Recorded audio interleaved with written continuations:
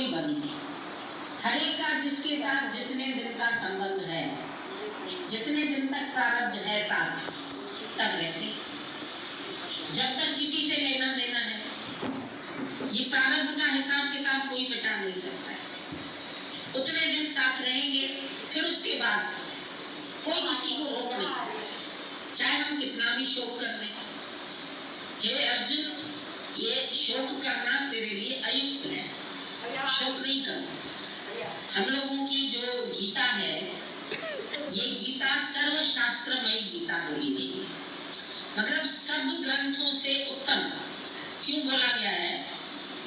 क्योंकि और सब शास्त्र जो लिखे हैं वो मनुष्यों के द्वारा लिखे हैं। वेद व्यास ने वेद लिखी, वाल्मीकि ने रामायण लिखी, तुलसीदास ने रामायण लिखी, लेकिन ये श्री कृष्ण भगवान ने अपने मुख से बोली। जो ज्ञान कृष्ण के ओरिजिनल भगवान के मुख से निकला, बाकी तो मनुष्यों से निकला, पर जो गीता का ज्ञान है ये सच्चा ज्ञान है। और जिसने गीता पढ़ी है, दादा ने बोला तुमको ये गीता पढ़नी चाहिए, क्योंकि यही तुम्हारे को जन्म से, मरण से तुमको छुड़ा सकती है, बुढ़ापे से, दुखों से, ये चार चीजों से तुमको ये ब्रह्म ज्ञान ही छुड़ाएगा। क्योंकि ब्रह्म नहीं जाता, शरीर तो चले जाते, वो भी चले नहीं जाते, इसी प्रकृति में विलीन हो जाती है, तत्वों में मिल जाते। जैसे ही शरीर शांत होता है, प्राण नहीं चल रहा। पहले ऐसे हाथ रखते, वही प्राण नहीं चल रहा है, हवा चली गई। उसके बाद जो यूरिन होगा, जो ब्लड होगा, यूरिन बह जाता है, ब्लड जम जाता है।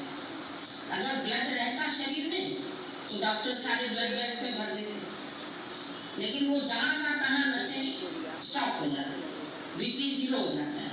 जैसे बीपी चल रहा है, ब्लड प्रेशर अभी भी तुम लोगों का भी कुछ ना कुछ तो होगा, जैसे धीरे धीरे ब्लड प्रेशर लो हो जाता है। अब लो हो जाता है तो फिर 0 हो गया, वो लकीर फिर सीधी हो जाती है। हार्ट की लकीर ऐसे ऐसे चलती है, जब ऐसे सीधी चलने लगती है तो डॉक्टर्स देखते हैं, बोलते नहीं, इज नो मोर। अब वो शरीर जिसको हम प्यार करते वो तो है अभी, लेकिन फिर भी डॉक्टर ने बोला इज नो मोर, मतलब अब नहीं है ये। क्यों नहीं है? तो शरीर तो है।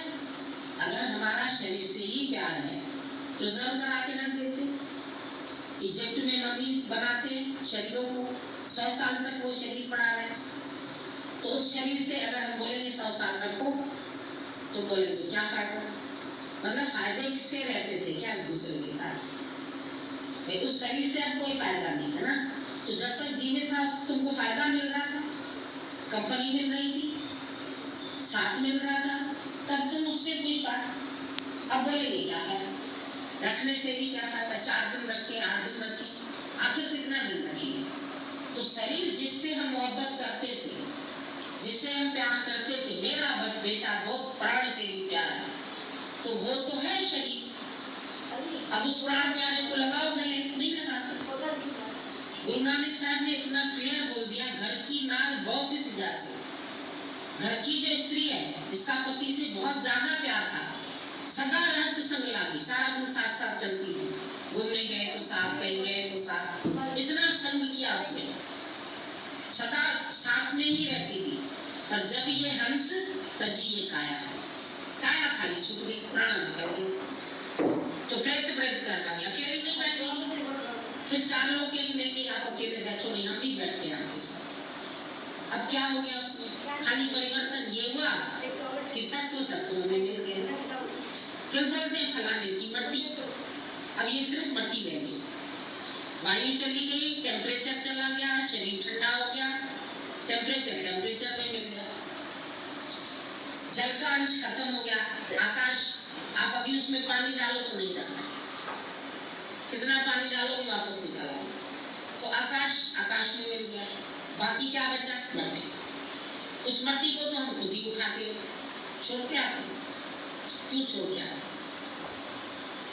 नहीं छोड़ना चाहिए। अगर बहुत मोहब्बत है तो नहीं छोड़, तो कितने दिन नहीं छोड़ेंगे, आखिर तो सबको छोड़ना है। तो ये प्रकृति के नियम के अनुसार अपने को ढालना पड़ता है।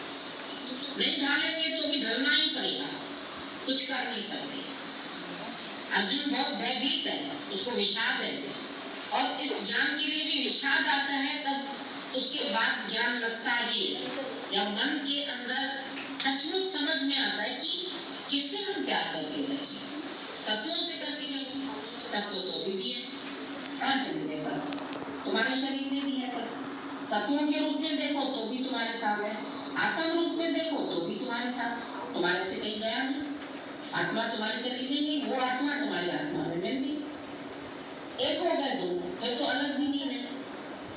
तो तत्व में मिलने ही है, एक दिन ये तत्व भी चले जाएंगे, फिर इन्हीं तत्वों से फिर नए शरीर बनते, बाप का अंश फिर बेटे में पड़ा हुआ, फिर बेटे में फिर पोते में आ जाता है, पोते से फिर परपोते में आ जाता है। नहीं, पोते पर पोता हो गया तो पर लग गए, सीढ़ी चढ़ गए, स्वर्ग पहुंच गए। अब लोग क्या सोचते हैं, बहुत जी लिया तो उसको तो सीढ़ी दे देते कि तू स्वर्ग में चढ़ जा, मुझे भाई हमको एक सीढ़ी देगी। मैंने बोला ये सीढ़ी मुझे क्यों दे रही है भाई, मैं क्या करूँ इसका? बोला मैं चढ़ गई सीढ़ी। मैंने क्या चढ़ गई? कहती आपका पैराडाइज है ना स्वर्ग, मैं स्वर्ग में पहुंच गई, अब मुझे सीढ़ी की जरूरत नहीं। तो अपनी अपनी बुद्धि है कि स्वर्ग के लिए वो सीढ़ी है, इतनी सी सोने की सीढ़ी बना के रख देते हैं, या माने सोने की सीढ़ी चाहिए, मतलब उसका अंश। हम तो कह रहे आज दिन तक तो परमात्मा का अंश ही तो चलता आ रहा है। शुरू में सृष्टि में भगवान ने खाली दो व्यक्ति बनाया, एडम एंड ईव, दो को बनाया और दो को स्वर्ग में रखा। तुमको हर चीज मिलेगी, तुम इच्छा नहीं करना।